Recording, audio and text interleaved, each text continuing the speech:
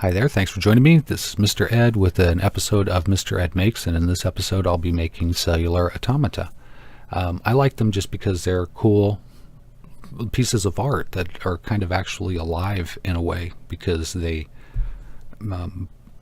elements respond to one another. They respond to their environment, and I'll explain this simulation, the screen that's running right here, and that will help you understand what they are if you don't know, and it'll also help you understand how I'm representing cellular automata in Applesoft Basic. I'm running this emulator. It runs in Google Chrome. It's provided by Joshua Bell at callerman.com. Just Google search Applesoft Basic and JavaScript. You'll find his page, and you can enter the code into a text box, run it, and see the output pretty much like an Apple computer. There's a few things that it doesn't do that a real Apple computer does, but they're not limitations too much for some of the stuff that I do, especially this here. So if you go to Google, I think, or not Google, Wikipedia, it'll describe cellular automaton as this, and you'll see a little animation on the side, and that's kind of a different output of cellular automata, because it's done in a very uniform iteration, and it makes it look like animation is happening, like things are walking and responding to one another that way. My cellular automata is different. It's actually like a lot, a garden, if you will, that's divided into a grid, and rain falls randomly in this garden. Where a raindrop falls, there's a determination made whether or not, if there's a flower there, then something may happen, depending on if there's neighboring flowers. If there's no flower there, then it's going to look around to see what its neighbors look like, and then it's going to decide whether or not to grow a flower there. So I can determine what those rules are, and that's what cellular automata lets you do. You change some conditions, make some rules up, and then these rules are performed again and again, and each iteration changes the environment slightly so that you always get this kind of different output. So check that Wikipedia page out if you haven't. There's Conway's Game of Life. Check that out. It's really interesting. You can do some searches on YouTube. There are a lot of demonstrations. So let me see here. I'm going to go back to mine, and let's look at the code if you want to. If you don't want to look at the code, just skip ahead, and I'll show you some of the examples of what this does in detail. So just look for there'll be a formula menu screen. You'll see it. Just stop there and continue, and then you can skip over this stuff here, but I'll go through it really quickly for anybody who's interested.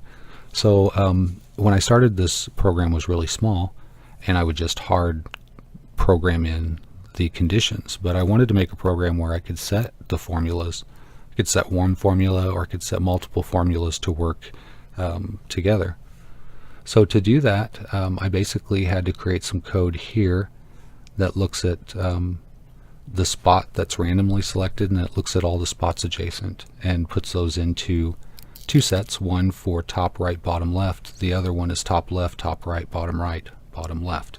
And I organize it that way so that I can do this kind of easy coding where you can check for odd numbered variables that are grouped together. So for here, a good example, for the grid points C1, C2, C3, C4, and those could be anywhere on the grid, they're relative to the random location XY.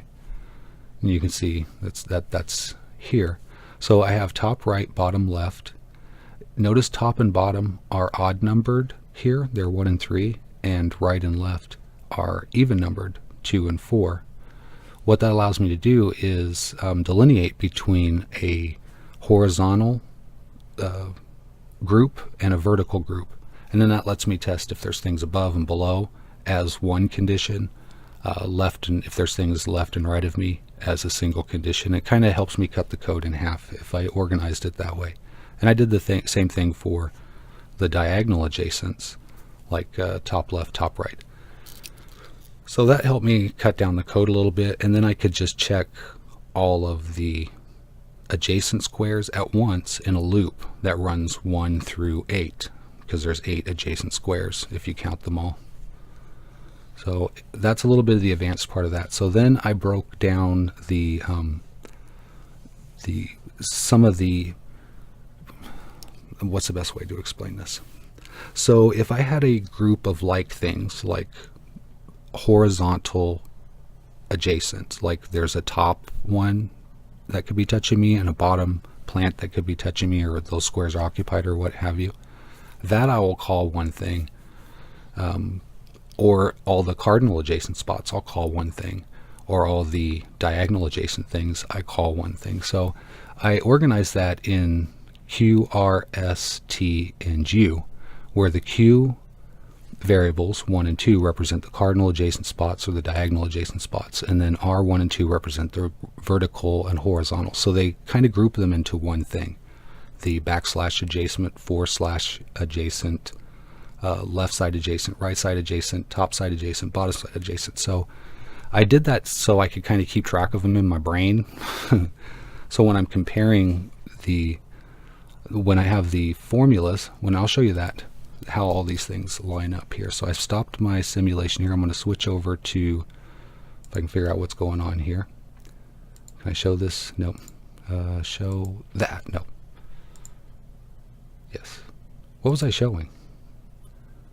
Was I showing you the code? Oh, I wanted to show you the output. Oh my goodness. I got so lost for a second. Did you see that? Did you hear me? Did you hear the confusion? You're like, someone call 911. I think he's having a stroke. No, it's not happening. I just got really lost in what page I was on. This is like my 6th try at this. And I'm kind of forgetting what I've talked about already and what I haven't talked about in this particular instance. I think YouTube suggests you keep notes and maybe run a script so you don't sound confused and alarm people that you may be having a stroke. I'll tell you if I smell toast. Anyway, let me switch over to the output screen. Is that? Yes. Yay, I did it. Okay. And let's run this program. I don't know why that was so hard. Okay. This is what I wanted to show you. I wanted to show you the menu screen that I made. So it gives you the title there, and it tells you press 0 to exit the formula, and it will confirm whether you want to run or not. And I actually programmed something in there that if you try to run it without any formula selected, it'll say you need to select a formula first, because I knew I'd probably do that and it would run, but no formulas would be operating. I didn't want to confuse myself. So I immediately made sure that to check for that condition. That makes it really user friendly, and it also makes it programmer friendly because you can rule out that more easily. So I automatically did that. And the next thing I did was made a list of formulas there and made it to where it would show that list each time I selected, so that I could turn multiple formulas on or off just by pressing the number of the formula there. Once I have my menu selected of on formulas, then I can run the simulation and it'll describe whatever's going on. So let's look at the formulas that I created here in the menu, and then I'll just, for like S and grins, show you what the programming algorithm looks like, the condition looks like, and then explain something that really frustrating that happened to me when I was doing this. So on the, let's see, the first formula, 0 plants anywhere adjacent. So a plant will grow if there are no plants around it, is basically what that says. I had to abbreviate because I only have limited text space, so I just basically made it so I would understand it and would hope somebody else who ran the program would understand it. And the next formula is 1 plant anywhere adjacent. Now that doesn't mean at least 1 plant, that means just 1 plant anywhere adjacent. That was kind of one of the things that was hard for me to keep straight in my mind, how to term this so that I knew if it meant just one specifically, like it just wants 1. If there's 2 or 3, forget about it. So I'd use the 1 or plus. So there's always 1 or more, means it doesn't just like single partners. It's monogamous or polygamistic when it wants to grow. Sometimes it's it just wants to grow with 1 by it. And does that make any sense, or did everyone just click off? Okay, if you're still here, one of the last conditions here, like 14, 1 plant above or below, so it just likes 1 there, and 13 is 1 or more plants above or below, and it makes a big difference in how it forms its structure just by adding that condition or more. So for 0 plants anywhere adjacent, I'll show you what that looks like in the code, and it'll kind of explain what I said earlier. How do I do that? Nope. I'm just going to get rid of that. I don't think I'm going to need it anymore. And there we go. All right. So the formulas are labeled Z sub n, and so formula 1 would be Z quantity 1. So in this condition here, the formula must be activated. If the formula is activated and Q1, the variables I talked about earlier that isolated the adjacents in discriminant groups, if that condition, every time it sees one, like say anywhere around it, so there's 8 conditions there. So every time it goes through and checks a spot, if there's something there, it adds to this accumulator. So at the end, if it's completely surrounded, that accumulator will equal 8. If there's nothing around it, that accumulator will equal 0. So I'm testing for the accumulator to equal 0. That means there's nothing touching it in that formula condition. So in this formula, I have Q1 and Q2 that tests for the cardinal adjacent and diagonal adjacent. And then it assigns the color white, and it'll plot that color. And then when the raindrop falls, it'll test to see if the grid is a certain color, and then respond accordingly. So let's make some predictions about this formula. I'm going to go over to the output screen again, and we'll run this formula here, formula 1.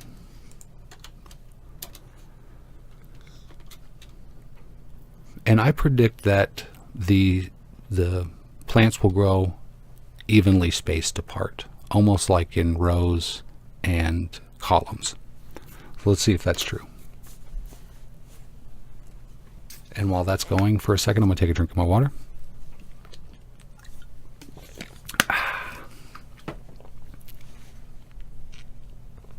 So at the bottom I have a list of the formulas that are active. This is another thing to help me debug the program, and it also reminds the user what formulas it's chosen, but it only lists those enumerated. It doesn't tell you what the names of them are, and I might change that later.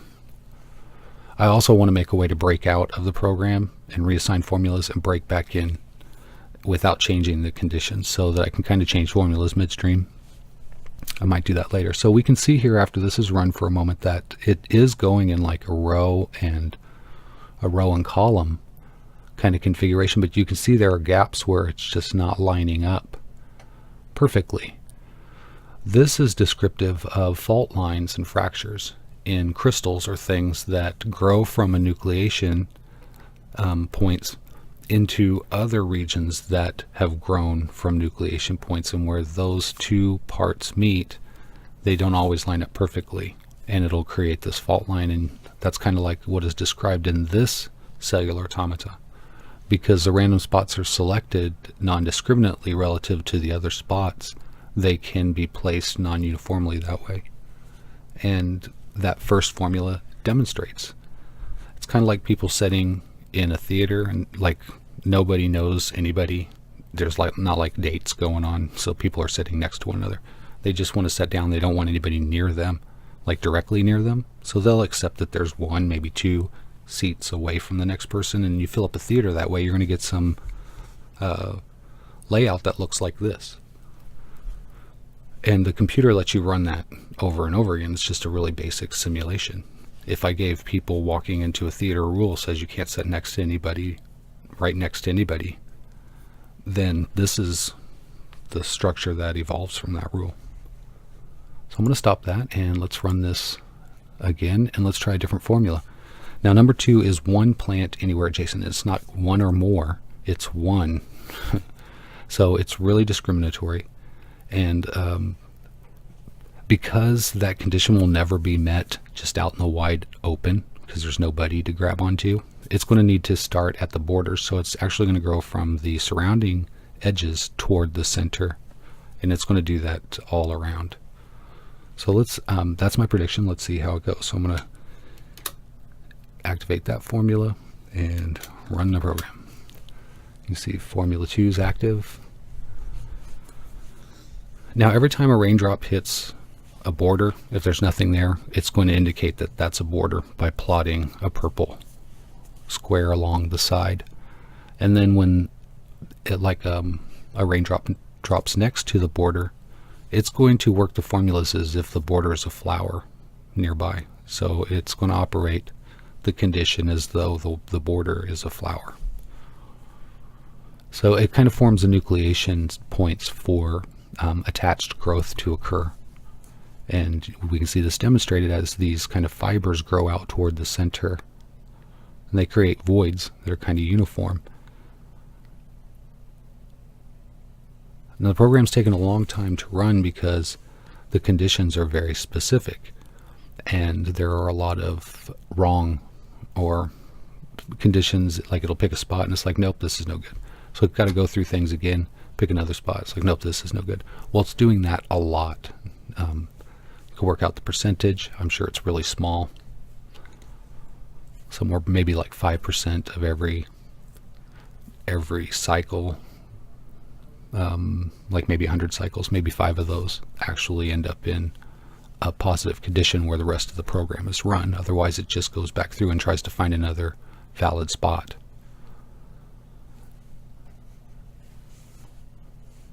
So you can 2 times this part and kind of see it running and get to get. I'm not going to let it run to the end because I want to see what some of these other formulas look like.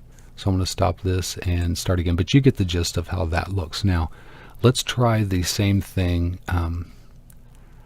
So 13 and 14 are really great demonstration because they're equal except for the condition of just one or more. So we can see how what a difference it makes, just that change in condition. So I'm just going to try 13 first. That's 1 or more plants above it. So it's going to grow kind of in diagonals. So wherever it looks, there are 3 chances above it that it has to be activated. Whereas if it's just 1 plant above it, it's very discriminatory. It has less options. So I'm going to predict that 13 is going to grow a lot faster than 14. So let's enter in 13. Let's run that program and let's see how it goes. Now right now there's only, you can see at the top, 5 conditions possible for it to grow. At the bottom there were 5 or 6 and a couple started there. Now you can see there are plenty of chances occurring along the entire border where that condition is met. So it's growing these, or it's actually dropping a square or activating a square.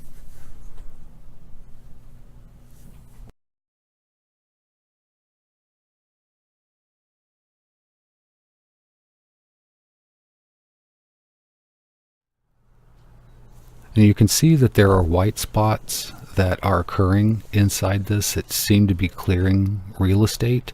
And that's because a very special condition is met. If a raindrop falls on a grid spot that's occupied, there's a color there, and all the spots around it are filled, then it erases or kills all the ones around it and just leaves this specially colored flower there, the white flower. And that leaves space or real estate for the active formula to do more stuff. So it really changes the overall structure, and I think I'm going to provide an option where I can activate or deactivate that condition. But right now it's kind of like hardwired into there. I can't shut it off. And I kind of forgot about it. And I do notice that once the screens does start to fill up, these things start to happen, and it just changes the overall structure, and you can see that represented here. So I want to stop and maybe try one more formula here. Okay, yes, that was 13. That was non-discriminatory. That means if there's any plants adjacent anywhere above it or below it, it will grow. Now condition 14 is far more discriminatory. It will only accept 1 plant above or below it, so it likes a lot of space. So let's see the difference in how this one progresses compared to number 13, which was far less discriminatory.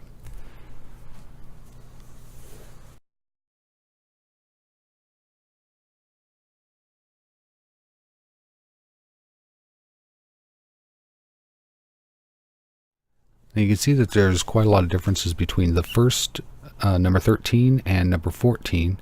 There's a little bit more space that's in this one, and it seems like it takes a little bit longer for this structure to form. So I'm going to stop that one, and let's run the simulation again. Let's try joining formulas. So I'm going to put the very non-discriminant formula of it'll grow just about anywhere as long as there's nothing around it. And I want to add the formula number 2 that it wants only one plant anywhere adjacent. And let's run those formulas and see what happens here. So there's 2 colors here that keep popping up. Each one represents which condition was met when that square was colored.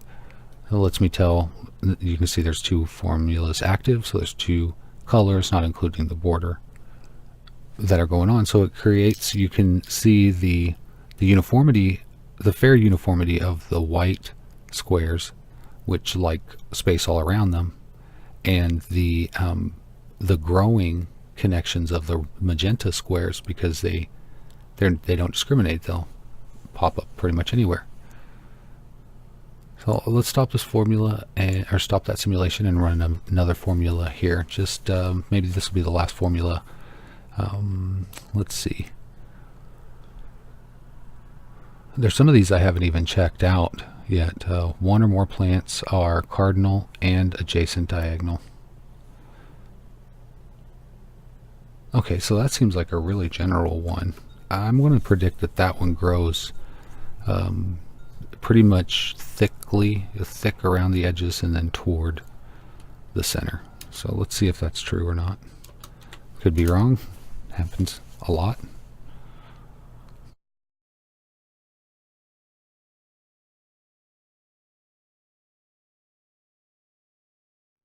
Alright, so it's not going to fill in uniformly because I have this special condition that if everything is filled in, it's going to start erasing and making these white dots.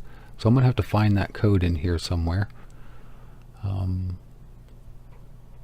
Okay, that's right here. Here I can show you. Let's switch over my screens here. Alright. At location 2000, it's going to check and see if the locations are all full. So it checks for the cardinal directions here in Q1. It checks for the diagonal directions or spots here in Q2. The sum of that's 8. So all of these spots are checked. And in order to get to this subroutine, the origin, the X, Y random position, had to have been filled. So it goes through here, it sets the color to 0, and then it draws, or basically erases all those spots, all 9 spots, and then repositions a white spot there. So in this, I'm just going to remark this condition here, and it should completely take it out. So I'm just remming it. I really don't like how Applesoft uses a program line for a remark. In like QBasic, it'll let you just put like a tick mark, and you can put whatever notes you want in it. It doesn't take up command lines, which is it's kind of a pain. Well, no one really thought about that, I guess, in Applesoft. Anyway, take that away, and let's run this simulation again. So that was formula, was it 10? 1 or more plants, cardinal or diagonal adjacent, so 10. And I'm going to let this program run and see if it will now fill in all the way without it being erased by that, if they're full erase condition that I just took out.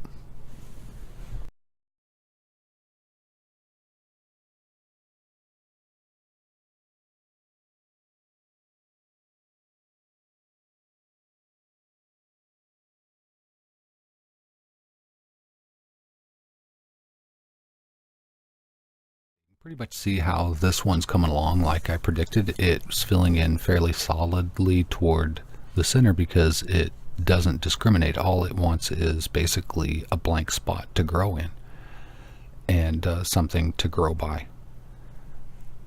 So that's pretty easy qualification, so this grows fairly solidly. I think in the future, if I adapt this program further, I'm going to allow the user to select the world size, so you can have a smaller environment so that the program will run a little bit faster. And I also want to add back the formula that I remarked out and allow that to be a selections, like maybe formula 15. So I'm going to have to do that to this, but basically I can play around with this a lot and just see what happens. It's just a matter of letting the simulation run for a while, because it does take a while. There's a lot of iterations of conditions, and those take a lot of programming, because this doesn't compile and run as machine code. It basically looks at it, runs it in JavaScript, and then there's the JavaScript machine that has to run. So it's going through a lot of things. By the time it gets done, it runs as fast as an Apple computer ran in the 1980s. So there's a lot of realism there. So I might be able to adapt this to get it to run a little bit faster, because there's some programming here that I did just for clarity that I could tighten up to run more efficiently. And I might do that. So I hope you'll ask me for this code. I'll send it to you through a message on Facebook as a text file, just a simple text file, and you can load it into the text window there, or just try it out yourself, or just enjoy some of the videos that are out there that demonstrate this, because it is really fascinating and it's fun to watch people play around with these things and discover, just by happenstance, a lot of the mysteries of physics and biology. So thanks again for joining me. If you like this video, please give me a thumbs up. That helps out a lot. Leave a comment below if you want to expand the discussion, maybe talk about some things, or you want to know some of the videos that I've watched, or to find out more about this. Leave a comment below. I'd be happy to let you know what's going on or what I know about it. And if you are a new subscriber, thank you for subscribing to my channel. I really appreciate it. I'm despite this time of year, it kind of slows down, and then with the YouTube ad boycott, it kind of slowed down a little bit. So my growth hasn't been the greatest, but it's still there. That shows that there are people that go on YouTube regularly that just like checking out neat stuff, and I'm so honored that you checked out my channel and decided to subscribe. So thanks for that. If you haven't subscribed, please think about it. I know you probably follow a lot of people, so it might be hard for you to add subscribers, but give it a thought, and I really appreciate it for that. So until next time, you guys, take care.